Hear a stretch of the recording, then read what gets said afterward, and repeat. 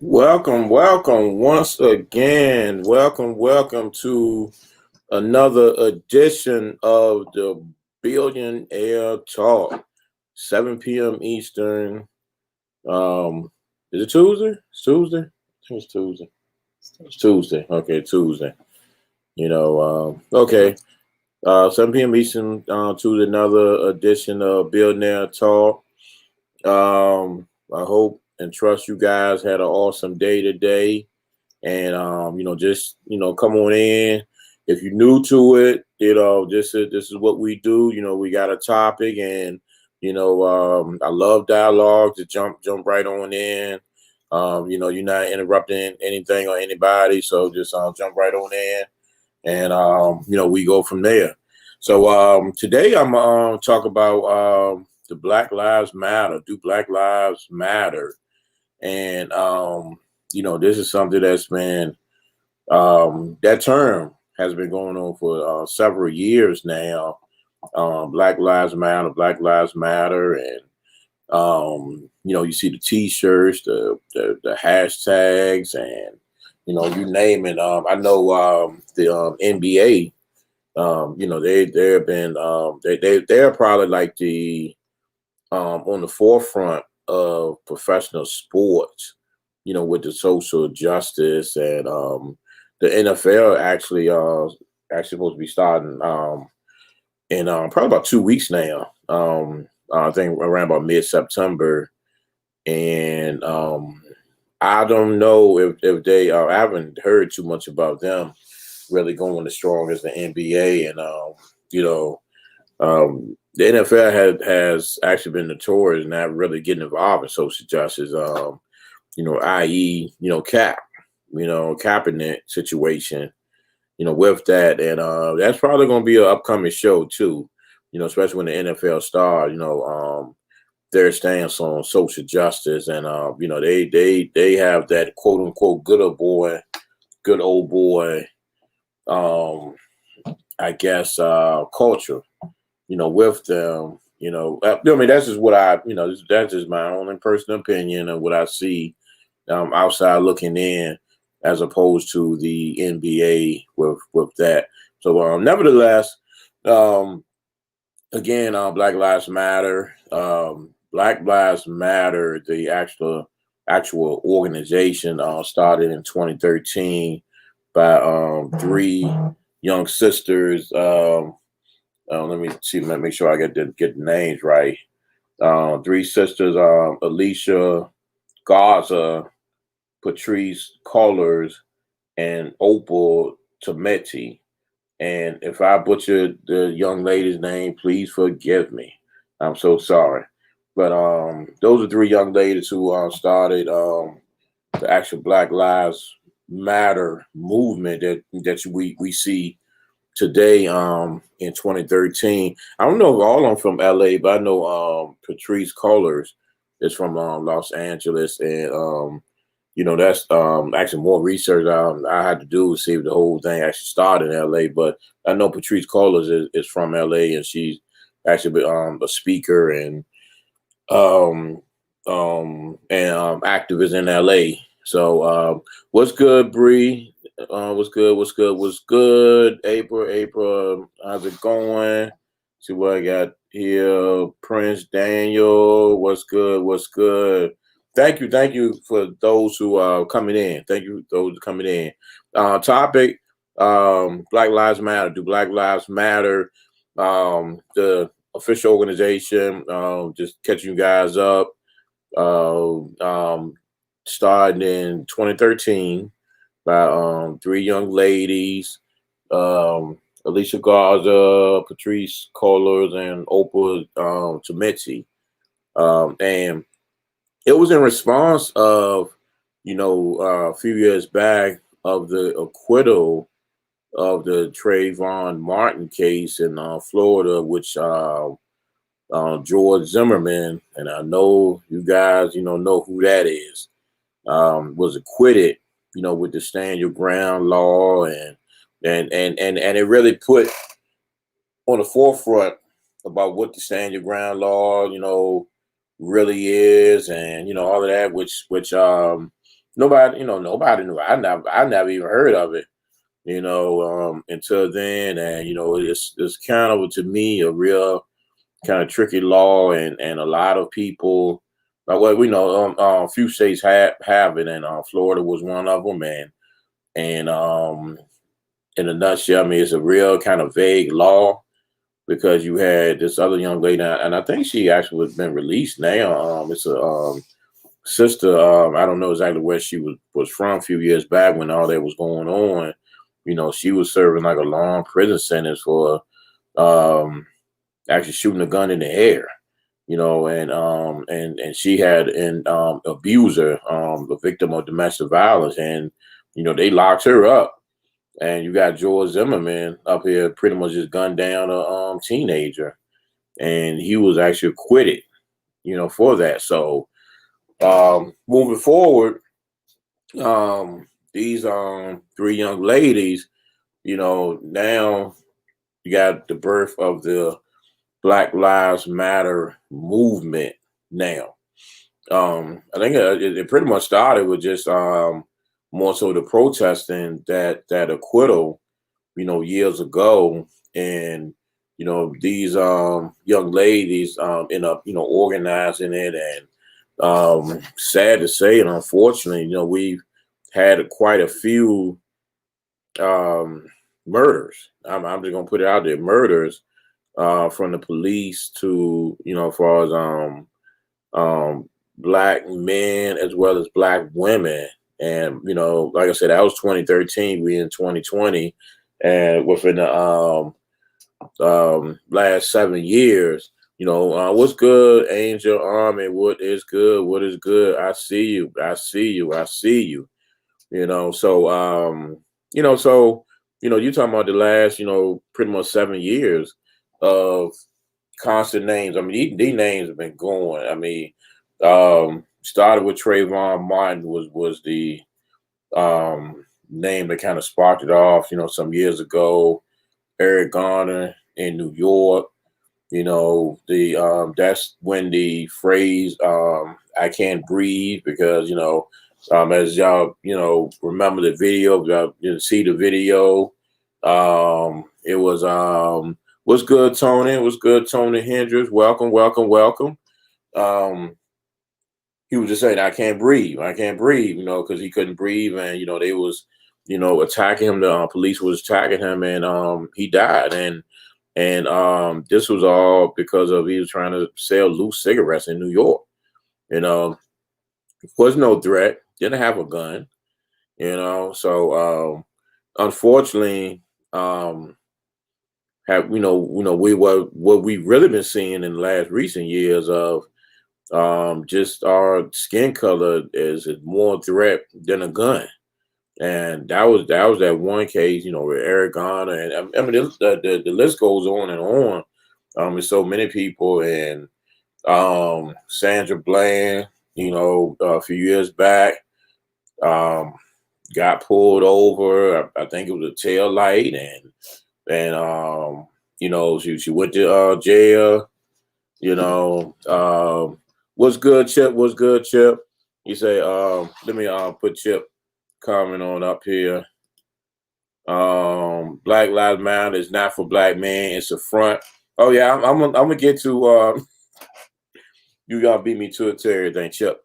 I'm gonna get to what really Black Lives Matter is and all this type of stuff. So we're gonna get to that, Chip. Definitely gonna get to that, Chip. But anyway, so I'm gonna leave Chip comment up here so I can remember for now. So you got Eric Garner, you got so many people. What's good, Miller Legit Kicks? What's good? What's up? What's up? What's up? Thank you for joining. Thank you for joining. So again, many people, Sandra Bland, tail light, and they haul off to jail. Next thing you know, she's dead. They some claims she committed suicide. Most claims that she committed suicide. And that was that. So that's when the movement, the hashtag, started with say her name. Sandra Bland. I mean, it's so many, and it's so crazy, and I know I'm gonna forget a lot because, sad to say, within the last, several years, there been so many names, and like so many names, almost like every few months, or once a month or so, that we hashtagging them, and fast forward to 2020, Jacob Blake, George Floyd was the big one that just kicked it off I mean, literally all across the world. With his situation, situation, his murder. And so it's crazy, and now the latest so far, and I don't even know because I didn't even look at the news today, so I don't even know what happened today. And that's how it's been going on. So Jacob Blake, and we can't forget Breonna Taylor, another hashtag. So again, Black Lives Matter movement. These three ladies, started this because of the acquittal of the Trayvon Martin case, supposed to be for police brutality, and all this and all that. So fast forward to 2020, you have a lot of people claiming Black Lives Matter all across the country. You have a lot of infiltrators that's coming in, a lot of white supremacists, white nationalists, racist people, claiming that they're part of the Black Lives Matter movement, and starting a lot of the destruction and vandalism, all across the country and even the world. And so, again, like the point of it is the police brutality, and how the police are treating black and brown people, black men, black women, and you seeing videos pop up every day.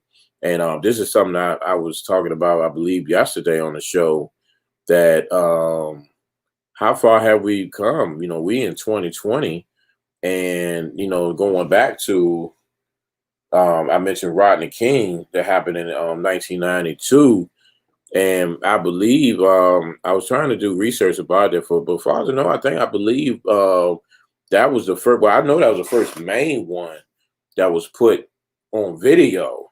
The cops, just whipping on him.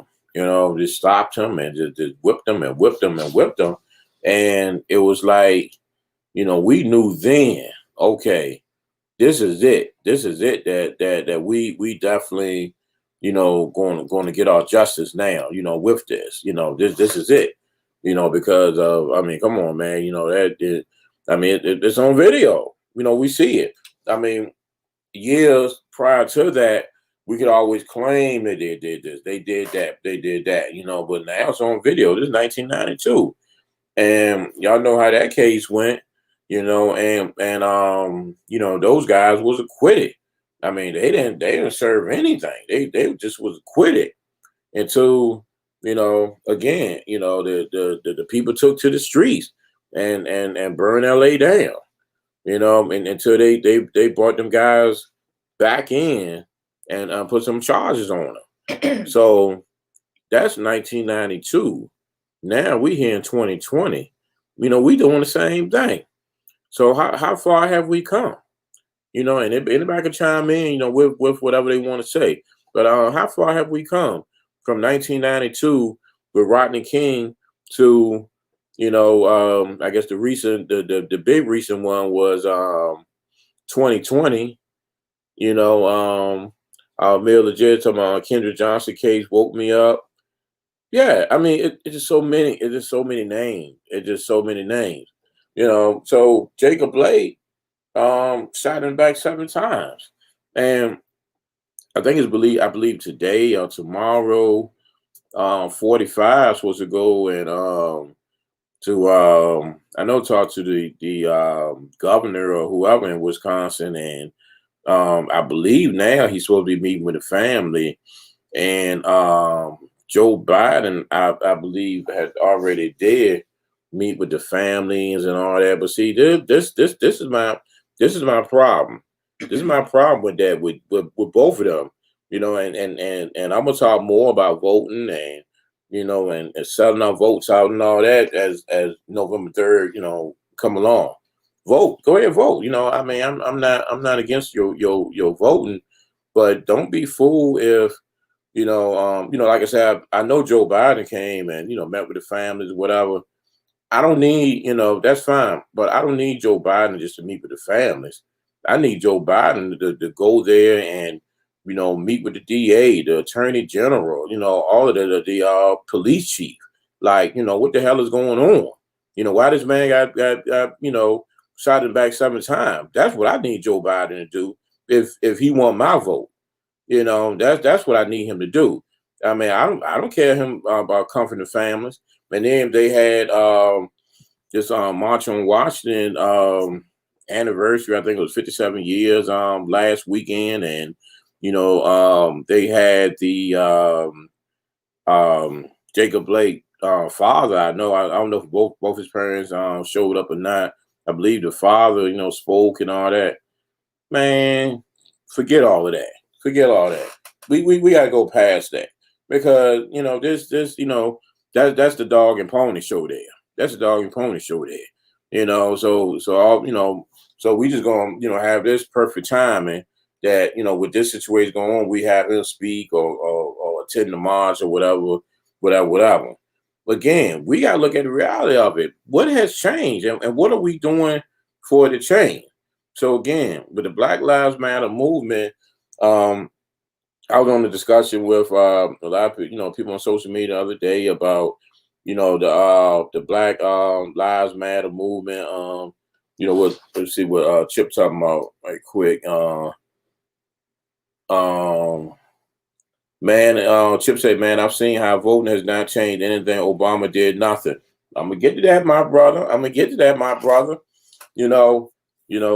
Chip looking at my notes. The Black Lives Matter movement was supposed to be just for the police brutality situation, and they protest in these streets, and I mean just talking about in general worldwide because the police and all this type of stuff. But at the same time, don't we need somebody, whether it's Black Lives Matter, whoever, what about Pookie down the street, who killing Mookie over a dime bag, I mean, so we does that life matter? And it was funny because I put it out on social media the other day, and people just like attack me. No, they just for police brutality. They not supposed to worry about Pookie down the street selling drugs or Pookie down the street killing his own. They're not supposed to worry about that. They just only supposed to worry about if that white cop shoot the black man or that black woman. That's all they worry about. That's it. That's it. They don't worry about nothing else. So I'm looking at, they obviously kind of pattern themselves loosely, to the Black Panther movement, which I'll probably talk about the Black Panther movement tomorrow on tomorrow's show.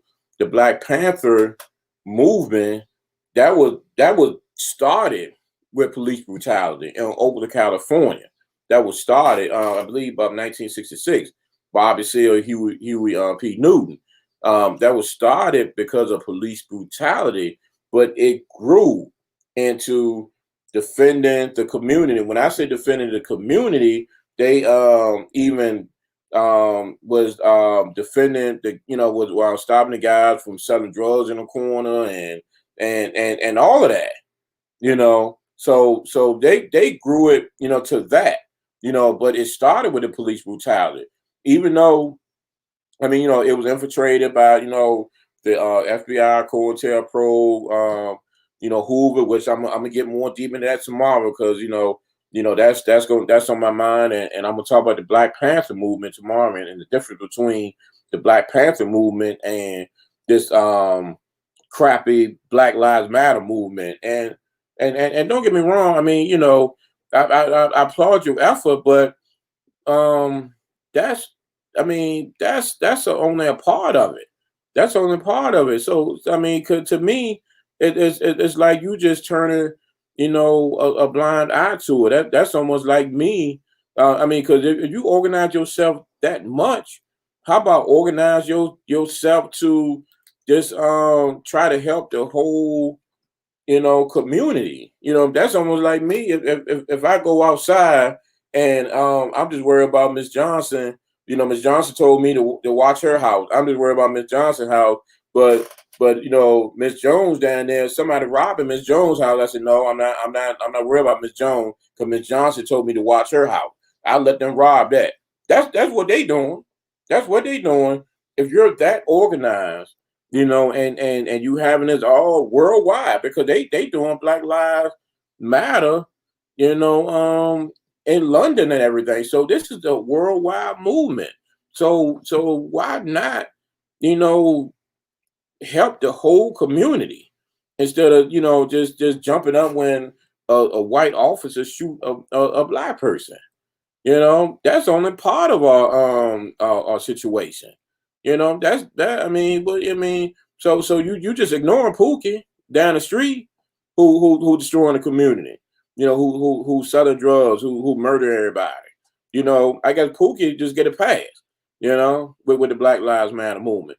So again, that's my issue with it. I applaud the effort of these sisters of how it gets started and all this type of stuff. I applaud that effort, but let's do more. Let's do more. And like I said, this is something I brought up on social media the other day, and people are like, oh no, they just for police brutality. That's not what they there for. They don't worry about Pookie. Let Pookie kill everybody in the neighborhood. Don't worry about Pookie. They're just for when the white man shoot a black person. That's what they're there for, and that's it. Period. So, I was the wrong one, but with that. So, getting back what Chip was talking about, I'm gonna charge this thing up a little bit. I see you be trying to get down, but I mean, yeah. So what Chip was talking about, man, I was voting and not changing anything Obama did. Did nothing. Okay, this is my thing with the voting. Go ahead, vote. I don't care. I don't care.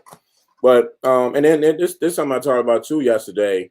Um, the Asian community. I talk about the Asian community have the lowest voting turnout, but they have, as you know, strong economic power. They have strong economic power mostly because of us. Because we in their beauty supply stores. The sisters buying the wigs, the weaves, and all of that, and we go and get our pedicure, manicures, all of that, and the Asians are in our community. So and we're the biggest consumer. So we the one get them their economic power, but they have one of the lowest voting turnouts, and so I say that to say this, that they get it. We the only ones that don't get it. We our economic, we spend 1.3 trillion, estimated 1.3 trillion. That's what we spending as a black community. We have no power as a black community, but we spend 1.3 trillion, and we're the ones making everybody else rich. All the other communities, whether Asian, the Arabs, or the Caucasian, you name it, we're the sole people that make them rich. Whether we buy tennis shoes, whether we buy I don't know, hair care product, cars, rims, you name it. And the things that we are purchasing are, it's stuff with no value or don't appreciate. And I'm gonna talk about that one too in the upcoming show that's coming up. But again, the voting. that's all you hear now because voting season, and we right around the corner of November 3rd. Um, with voting. Black folks supposed to vote for a Democrat no matter what. And the Republicans supposed to be white, racist, whatever. I'm not gonna get too deep into that because my personal belief is vote for whoever. I'm not affiliated with either one of them. I'm not the diehard Democrat. So let me see, Chip always be dropping some stuff. When one of us gets money, they start acting uppity and stop caring about quality. Oh yeah, oh yeah, oh yeah, oh yeah. So with the voting deal, for the last probably like 60 years or so, most black folks and switched over, to vote Democrat. And going back to Chip, situation, Angel Army say, love you, love both of us. Me and Nikki, awesome people. Thank you, Angel Army. Thank you for the love. Thank you for the love. So, okay. About 60 years, we've been voting Democrat and what have you. So, just like Chip said, what has it changed for not only us, our parents, our grandparents, and not to say that we haven't been successful, but have our success relied on voting? President Obama was in office for 8 years. Did you grow? Did you grow because he was in office? Me personally, no, I didn't. What happened to me happened on my own. It wasn't because he was in there.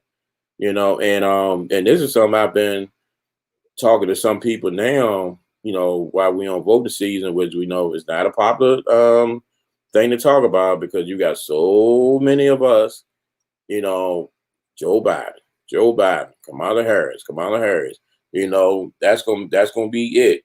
We're gonna be free. We're gonna we gonna this gonna be it. This gonna be the answer to everything. We just want Trump out. That's what we want. So we go vote November 3rd. What's gonna change November 4th? And January 2021, when whoever gets in office, what's gonna change, or what's gonna start to change, and have a president in the past even help you. Chip was talking about President Obama. I love to see a black man, black family being successful. That was awesome. That was all. It was an awesome picture. But voting. Our struggle just can't end with voting.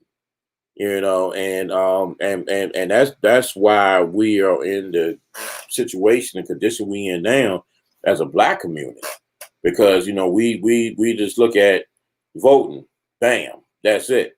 And I was talking to a brother, one of my good friends, yesterday, and I how I explained it. I was just using a analogy, and it's like you in a relationship. You meet this girl, and the young lady just dog you out. She take your money, she cheat on you, she cheat on you with your best friend, and all this type of stuff. So you traumatized. So you leave her, and something else come along. She fine, she beautiful. This the one. This the one. But you haven't healed from the past one yet. She's everything you think she everything that you want, because she talking the good talk and everything. And then you go with her for 4 years. And then that didn't work out. So because another one come along, 4 years later, another one come along, oh man, this is the one. She's more beautiful than the last one. She's not gonna do me wrong like the other one, all of that type stuff. And then I jump on that. Another 4 years. So on, so on, so on.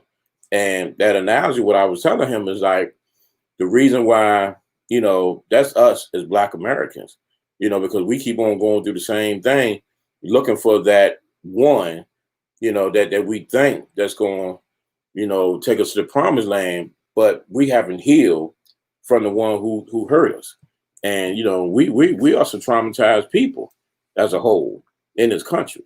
We haven't healed. I mean, we've been through hundreds of years of slavery. The most brutal, situation that has happened to man that's known. And unless every last one of us has been to extensive counseling, and not only us, our parents and grandparents and great grandparents or whoever, you know. But all of it, we're traumatized. Chip said you hit it on the head. Thank you, my brother. Thank you, my brother. We are traumatized people. So my point is, with all of that, is voting itself is not going to solve everything.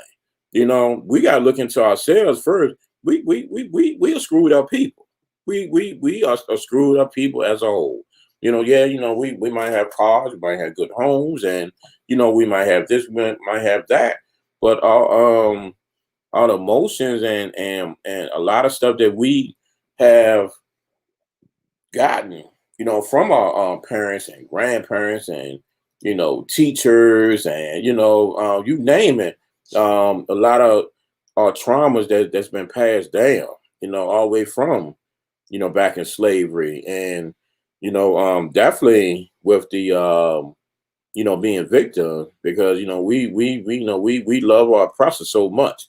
We always want to protect our oppressor. And the main thing, we always want to forgive our oppressor, always, no matter what. I saw when the Jacob Blake situation happened with his parents. One of the first interviews. We forgive the cop. Come on, man. Are you serious? Are you serious?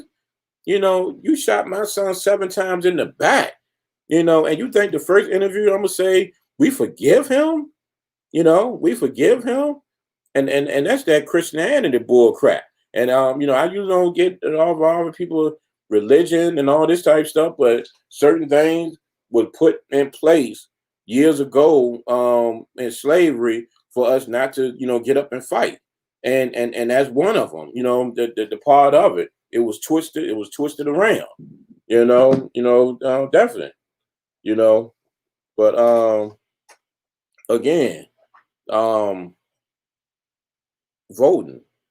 Go ahead and vote. Go and vote. I do believe in voting, but I also, my situation with voting is not the 100% like it's pushed on to be. So hey, Nikki say, she apologized, because she have a little MS pain, so keep her in prayer, send a lot of positive energy towards her. But I'm keeping it moving. I'm keeping it moving, with this. So again, just getting back on the topic with the Black Lives Matter. I think it has some good in it. It really does, and I applaud the I guess the effort, the effort with it. But and this is personal things to me, and you could think certain things that they doing all this good and all this type stuff, but if it models, which I'm believing it is supposed to model the Black Panther movement. I haven't talked to them sisters and whatever. You said you hit it again with Christianity. Yeah, it was distorted. Religion was distorted. With the forgiveness and all that, because they didn't want us to jump up and rebel in slavery. So and we still, a lot of us still, with that stuff today in 2020. But and it's crazy. LA Clippers coach Doc Rivers. This is a quote I've been saying for about the last week or so. Doc Rivers, LA Clippers coach in NBA basketball, say, why are we still loving a country that don't love us? And that quote was so powerful. Why are we still loving a country that don't love us? And I mean, we've been doing this thing since we've been here, for the most part. Trying to, forgive an oppressor that keep on slapping us around, keep on shooting us. We want to beg for his forgiveness. And Malcolm said we need to tear his head off. That's what we need to do. That what Malcolm said years ago. But we still, forgiving him and wishing he okay. Yeah, he okay. He's shooting us in the back. The press are okay. But again, let me get back on the Black Lives Matter deal. Yeah, from what I understand, it was kind of sort of coming from the Black Panther movement. And again, I'm gonna get real detail with this tomorrow. That's gonna be the topic tomorrow. The Black Panther movement, and I don't know if these ladies, that's all they wanted to do was police brutality, and or did they misinterpret what the Black Panther movement for? I mean, because they had the free lunch program, and I mean, they was a tremendous force, a tremendous movement, and then that movement went around the whole world. That's why they had to shut it down, and we're gonna talk more in detail with it. They infiltrated them, and shut them down within, and a whole mess. But again, my final analysis with the Black Lives Matter is just like I applaud the effort. I applaud the effort, but I just wish that you ladies can push this to do more. Because of course we need it. We need this in the community. The organization. Y'all look like pretty much for the most part y'all got the organization piece. Down. But just to do police brutality, I mean, we got so many issues in our community. That's just a little small. I mean, not to downsize it, because people are dying, but that's one of our issues. We just got so many, and for you young people to come in the communities to really like police the community, which that's what we need anyway, to police these communities that Pook is shooting up, everybody, and the drug selling, or the crime, the robbery, and all that. I mean, that would be monumental. That would be monumental, and as opposed to just we going into marching down the streets, ain't nobody there, and we protesting, and the only time we out here is when that white officer shoot a black person. That's the only time we out here. And what are we doing after that? And that goes with any type of protest. And see, we gotta go back to learn our history, with everything. As April talking about still eating dinner, I think she was just commenting on somebody else. Okay, I'm just seeing if I missed anybody. She let me know she's still in the chat. Okay. I see April. But yeah, so again, I mean it's just so much that I think they can do by being organized and everything, and the thing is, in fairness to them as well, we can't put everything on them.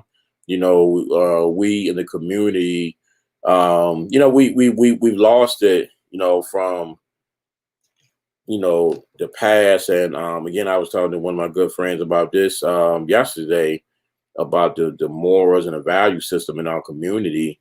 Our grandparents, parents, and whoever, they took care of the community. And I was telling him of a story with my grandparents. My grandmother, she kept a lot of the kids in the community, and then a couple of kids to this day, I call my cousins. They're not actually blood cousins, but they're my cousins because we played together in the streets and everything. And my grandmother, I'm pretty sure they might have gave her a little money here and there, but it wasn't like today, like, okay, you gonna pay me such and such. I ain't watching your kid. And then my grandfather, he walked us to school, early on, and not only us, but he walked a whole bunch of the neighborhood kids. And I remember as a little kid how the neighbors would wave to him, hey, Mr. Turner, how you doing? How you doing? But we gone away from that, the village, the village, and that's so that's why I say when we talking about just voting, we I mean that's only a small part of it. And yes, people died. Yes, people died for us to have the right, and yes, they did. And voting is voting, but that's not the whole 100% answer. November 3rd, go out and vote. But what's going to happen November 4th if you're not doing anything? If we don't look into ourselves and our community and how we treat each other and how we respond to things, we're gonna be in the same boat again, and that's what we've been doing, for the last 60 something years. That we've been voting Democrat, and not only just voting Democrat, Republican as well. When most black folks was voting Republican, over 60 something years ago, and do your research too, because a lot of even black Republicans would say stuff of the fact of Martin Luther King was a Republican, and they would say stuff like I've seen during voting season, yeah, black folks used to be Republicans. I mean, that was true, and actually Martin Luther King's dad was a Republican, but the Republican Party was a little bit different than what it is now. And again, I don't promote either party, and I don't down either party, because to me, and again, my personal thing with me as well, we need to demolish both of them. Both of them.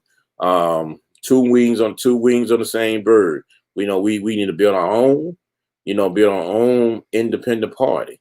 That's for the people. It don't have to just be a black party, but I'm talking about independent people. Black, white, green, brown, of independent thinkers, and just destroy the whole system. The whole system of that nonsense. That's my personal opinion. So it is what it is. And so again, thank you for coming through and sharing this space with me. I'm glad for the dialogue, and I'm gonna do this. We're gonna rock every day about 7 p.m. Eastern. For about 30 minutes, so we're a little over the day, about 45 minutes. Also, but thank you for coming through. And tomorrow, like I said, I'm gonna talk about the actually the Black Panther Party, and let me see what Chip says. Man, I got some info on Micheal King, Martin Luther's real name. Okay. Okay. So again, always thank you, Chip. Long time friend of mine, rocking all the way from ESH Green, Southside Richmond, Virginia. So thank you.